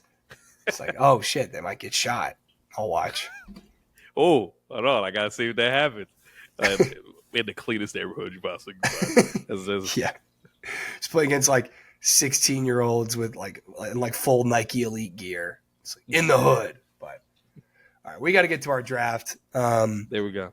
Today we got the starting 5 draft of centers. Just centers. There we go. And I have to say our stipulation is if they're listed as a center, even if it's their secondary position, you're allowed to pick them. There we go. So no small forward, power forwards, only centers or maybe a power forward / center. So. Okay. There we go. And I believe you have the first pick. Mr. Heem. Yes. And with my first pick, I'm actually going to pick. Yeah, I'm going to keep that one in my bag. But actually, with my first pick, I'm actually going to go Hakeem Olajuwon at my 1. Thank you. Lead the team at the 1. At the 1. I need Hakeem running the team.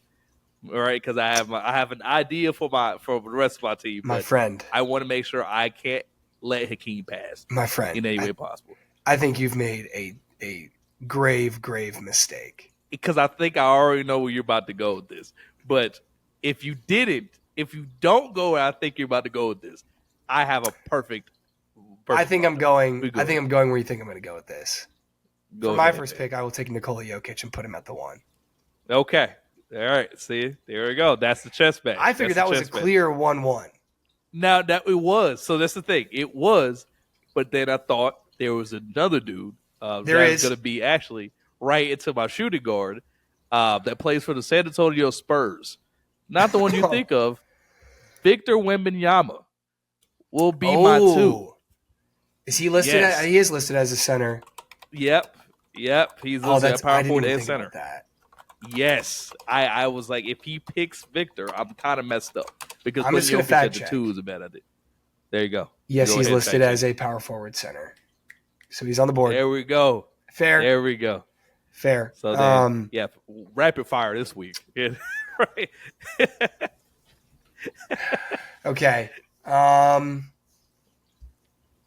Yes, Akeem and Victor on this side, just to help people out. For my second pick, so you got Akeem at the 1, Victor at the 2. Yeah. I'm going to put. This is a tough one. Mm-hmm. I'm going to take got the Shaq real and put guard him at the skills. 4. Okay. Yeah. I'll see what you're building right here. So Jokic at the 1, Shaq at the 4. Okay. All right. So then for my next pick, this is a real risk. Oh my God. I could really mess this up. All right. We're gonna put Kevin Garnett at 3. Is he a center? He's listed. I fact checked this right before we started. He's listed Okay. as a center, power forward, and small forward. He gave it to the league as a small forward. Okay. But he played center in the Celtics. So yes, I'm gonna be a stickler here. I'm gonna be a stickler. Hey, I'm gonna because Google. I'm going a lot of power forwards in the center draft. But I checked. Because if it's the 3rd position, you can't do that. It has to be the top 2 positions. Okay, yeah, center So I'm just gonna power check. forward is the top 2 position. Yeah, I would. It says he's listed as a power. Oh no, you're right. Damn it, small forward's the 3rd one. Shoot. Yes, Good pick. sir. Good pick. There we go. Good KG at the 3. He already played the 3 at some point and early in his career. He'll be fine. Kevin Garnett at the 3. Yes, sir. All right. On fair. now. Fair. But the stipulations is scaring the hell out of me. I'm not going to lie to you, but I've dodged them so far. So right now you're looking at Shaq and Nikola Jokic. Yeah, I'm thinking because I need somebody to check Wemby at the 2. Mm-hmm. And you know what I'm going to do? I'm going to take Wilt. I'm going to take Wilt and put him at the 3, and he's going to guard. He's going to guard Wemby. Okay. So, that's a good. So obviously the legends are he is the greatest athlete that has ever played in the NBA at like 7 feet tall. Wemby. The stories are crazy, but they might just be stories. Either way, I think we can say he was most likely an incredible athlete. Yeah. So I'm gonna take Wilt. They said his 40 would have been like 4.3 and like 7.2. So it's he probably could. So that's good pick. Okay, I'll give you that. Okay. Wilt. So I got Jokic at the 1, mm-hmm. Wilt at the 3, Shaq at the 4. Okay. So for me, for my next pick, I'm gonna go with my 4. I'm gonna go Joel Embiid. My 4, and I'm guessing injuries are not a part of this. So, nope. Yeah, here we go. So Joel Embiid, I'm actually gonna put in my 4. So my lineup right now is Hakeem Olajuwon, Victor Wembanyama, Kevin Garnett, and Joel Embiid at the 4. I'm actually kind of geeked. He made it this far. So right now we're building something. A lot of guards on my lineup. The Embiid Shaq matchup though is going to be hilarious. That's gonna be nasty. I mean, I ain't gonna lie to you. Embiid is just going to hit a brick wall if he tries to back down Shaq. He's going to be shooting. That's why he can play at the perimeter. Yeah. Hey, look, he could give him a little bit of a shake, dribble around a little bit. That's why I got wants no part of Shaq though. When Shaq has the ball on the block, he wants no part of that. 100%. No part. We might double. We're thinking about it. So okay. We're gonna. Yeah, I'm happy with my pick regardless. I will say. Oh, man, I'm kind of in a bind here. Mm-hmm. You need more guard skill. I know. I need one more. A little more perimeter oriented. Yeah. Skill. So I'm going all perimeter oriented. Bigs that could play in perimeter. Sorry. And I have someone right now, but he would be such a liability defensively. You know what? I'm going to rip it.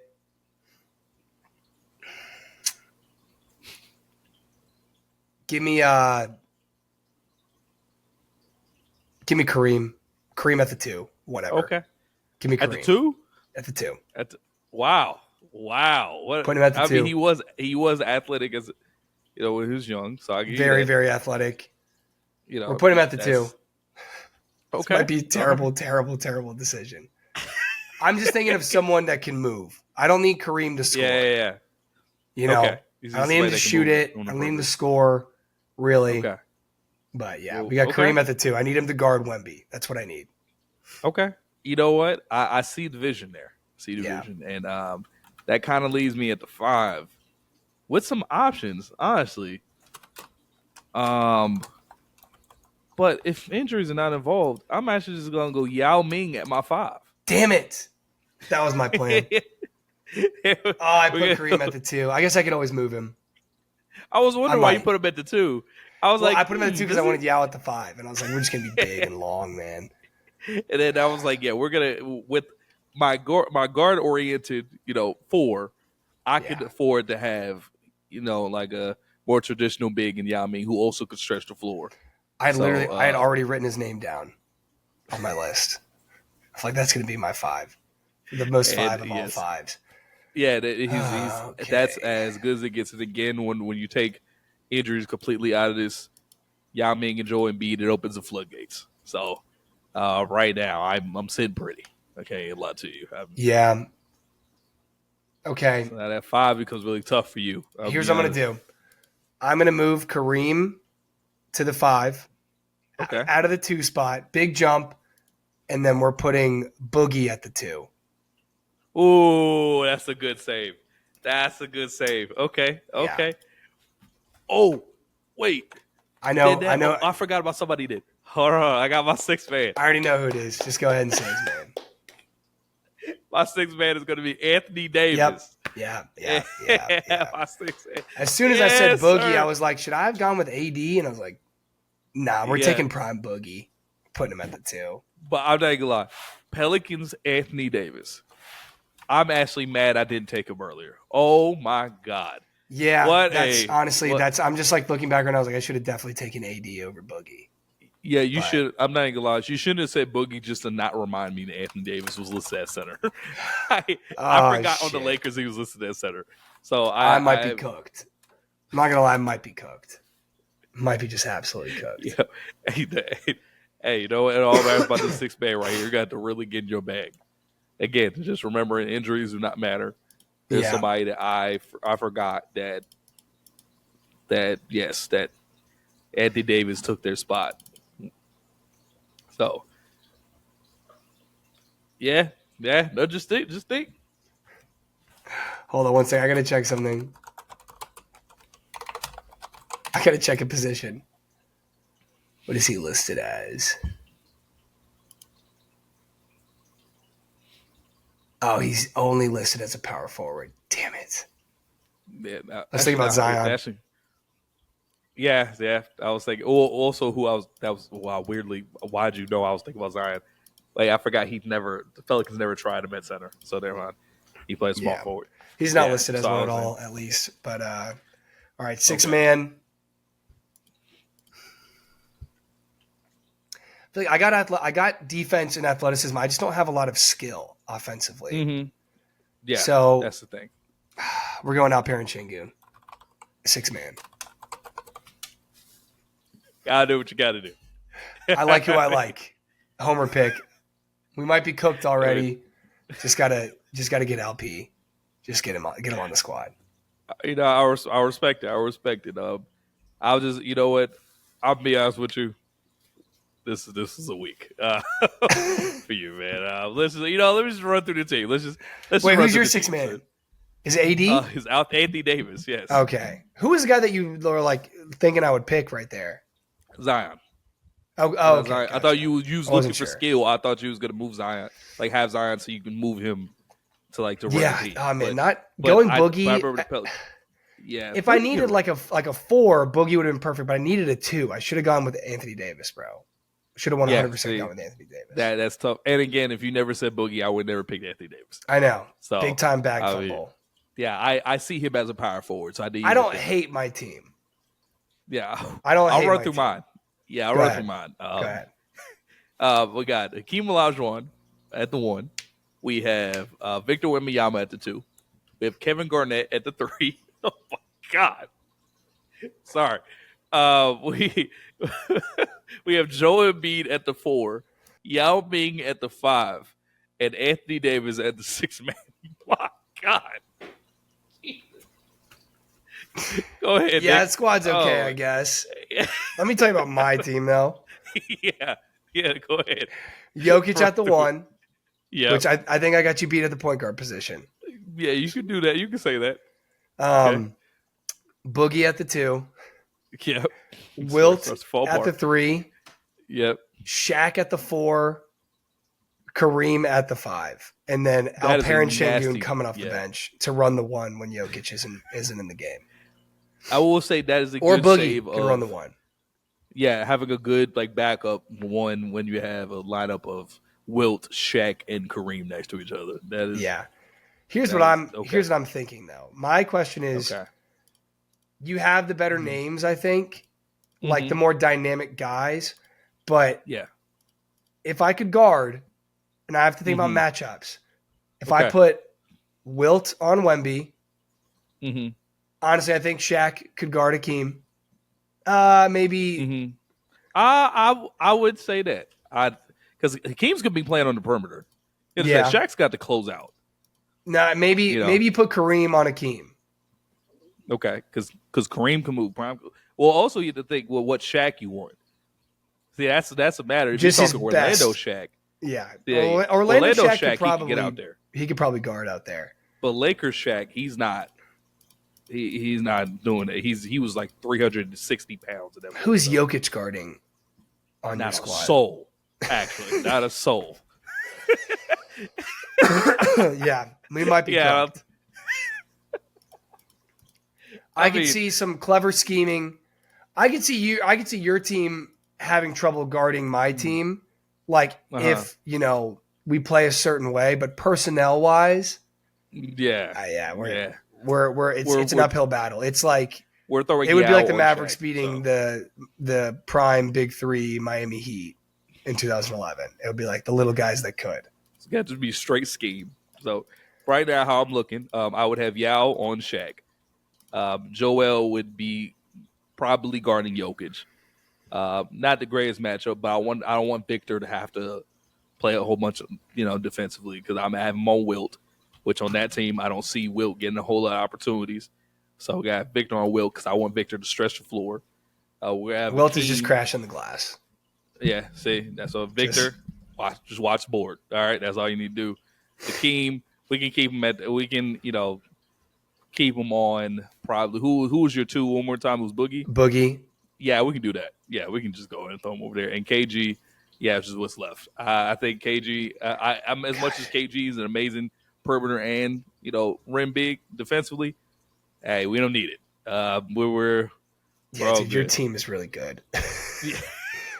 AD, Tim Duncan, and Kevin Garnett. AD. Yeah.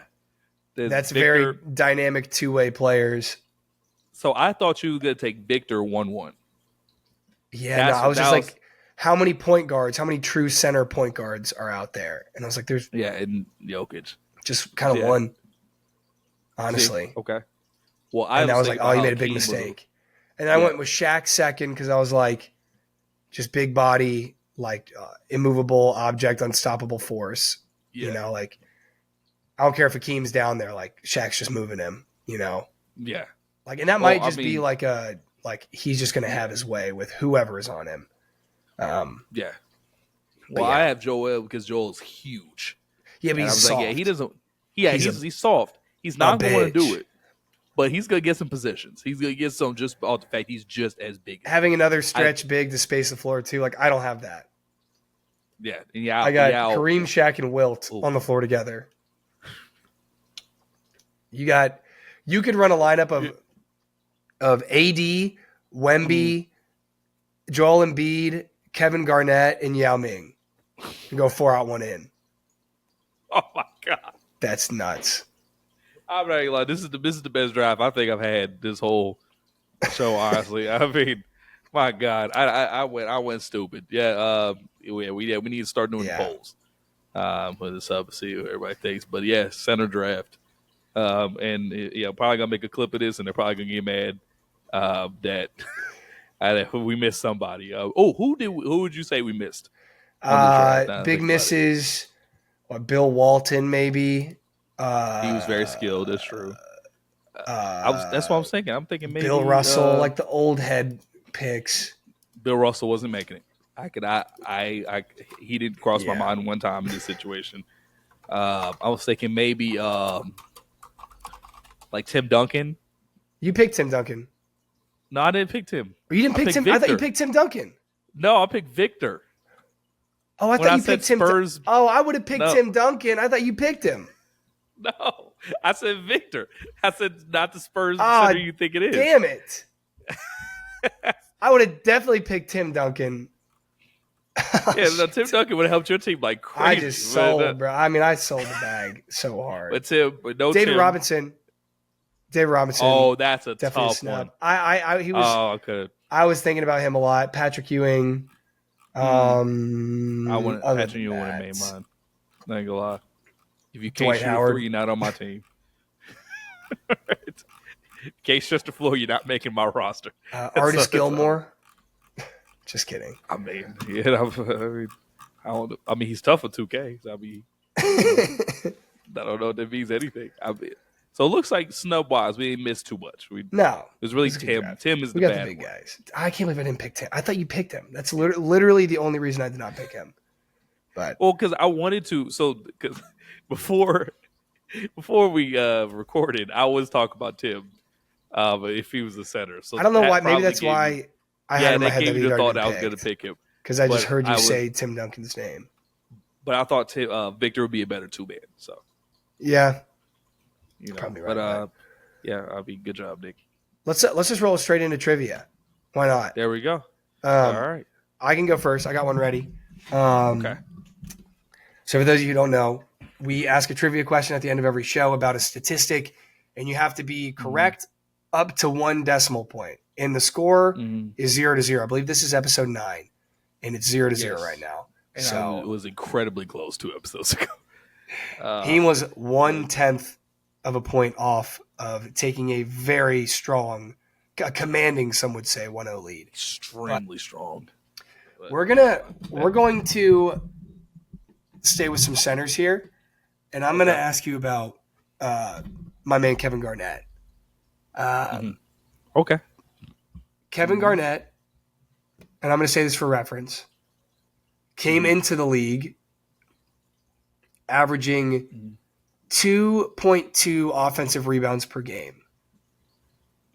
Okay. How many offensive rebounds per game did he average in his best offensive rebounding year? He came into the league his rookie year. Averaging 2.2. But his best year. I gave you a little context. Yeah, I know. So you're not shooting in the dark here. Yeah. There we go. I appreciate the context. I appreciate it. If his best year for offensive rebound, not his MVP, not his best year, but just his best offensive rebounding year. How many offensive rebounds did he average? Oh, that's tough. That changes it a little bit because I was thinking about his MVP year. I was like, oh no, it's probably not that much off. But wow, he averaged that many his rookie year. We're gonna go. I feel like it's really not that much higher. So we're gonna go 2.8 offensive rebounds per game. Is that your final answer? Very much final answer. That is incorrect. The answer is 3.5. So, dang it, that makes sense. Okay. In the grand scheme of things, not that far off, but your ideology was somewhat correct, but just missed the mark relatively. Yeah. You throwing rookie in there made me think, oh, well, it's way higher at first. But then I was like, wait, offensive rebounds per game, he's not going to get more than 4 or 5. Yeah. So like, no, that's it. Like, so then I thought you asked the question because you was trying to trick me into thinking it was that much higher because you said it was rookie year. See, that was a good mind game. It was a little something, but at the end of the day, it was an easier question. I was like, I've definitely asked you some tough ones. I was like, go offensive rebounding here. See if hey, you know what? You got me there. I'm not gonna lie to you. I was not ready for that. Okay, well, that's fine. Well, my question is, we talked about Donovan Mitchell, all right, earlier, the Cavs, 29-4. And I actually want to talk about Donovan Mitchell in college at Louisville. And Nick, I'm asking you, what was his 3-point percentage his rookie year at Louisville? I mean, his freshman year. Sorry. Okay. Freshman year at Louisville. Very simple. Can I ask one kind of context question? Yes, sir. How many years did he play at Louisville? 2. 2? Okay, I thought it was 2. Okay. And for more context, they were a Sweet 16 team that year, I'm pretty sure. And he... Yeah, I mean, he was like 20 minutes. He wasn't that crazy in college. It was really the space in the NBA allowed him to flourish. Louisville also had absolutely god-awful spacing. So... Sorry, you said they had what? That was also a thing. I was coughing. Yeah, they also had god-awful spacing. Because just college basketball during that time, it was just... Yeah, there's just less space in general. But what was his 3-point percentage his freshman year? I'm going to go with 33.8. 33.8? That's your final answer, sir? Yeah. That was incredibly wrong. His 3-point percentage was 25.0. Oh, my gosh. Yes. And the reason why I threw that out there is because everybody thinks Donovan Mitchell was always a good 3-point shooter. He just worked extremely hard after his freshman year in college. No, that's fair. I actually knew he was not this, like, great 3-point shooter in the league even right away. Like he was a defensive dude in college, and then he was just a scorer, but like he was not this. He was comparable to like Dwayne Wade, I think. There we go. Crafty, athletic 2-guard that could shoot the 3 if you need him to, but like he's trying to get downhill and work the mid range. But he's definitely evolved into a 3-point shooter. Weirdly, he actually shot 4 percentage points better on his field goal percentage. Actually, his freshman year. So he was ass. He was. Let me see, because if I remember right, he averaged like 16 points per game his sophomore season before he left. So it was Donovan Mitchell was he as a player is just kind of weird when you look at his progression. But he was very much off. I wasn't very close on mine either, at least as close as it should have been. 0-0 again. So hey, Donovan Mitchell. The reason why Rick Carlisle is not the coach of the Dallas Mavericks right now. Butterfly effect. Wow. Rick wanted to take Donovan Mitchell at 9 in the 2016, 2017 draft. 17, yeah. When they took Dennis Smith Jr. And so he never... Donovan? Yeah, Rick Carlisle wanted to take Donovan Mitchell.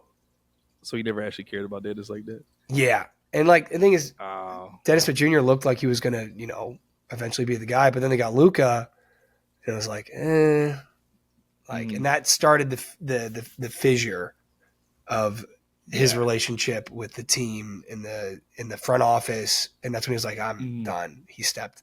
Because he never got fired. He's like, I'm leaving. I'm stepping away. And then he saw how good Donovan Mitchell was. He probably was like, "Yeah, I'm absolutely done with y'all. I can't stand y'all at all." And man, I mean, that's a hell of that's an eye right there. I mean, Rick can see offense. Yeah. If there's one thing Rick can understand, he can understand when somebody can get a bucket. So it's, I will say that's probably should listen to that man next time. Pacers are kind of buns this year, though. Either way. Great episode. Shout out. Here we go. Expensive ass fruit juice. Big fan. Shout out. I'm going shout out to what is this? Revel Fruits. This was actually $6.89. That I'm never getting back. Just flex. But good fruit juice. Yeah, good fruit juice. Living your life, bro. Flex on everybody. Yeah. Yeah. But that's all we got, man. Shout out.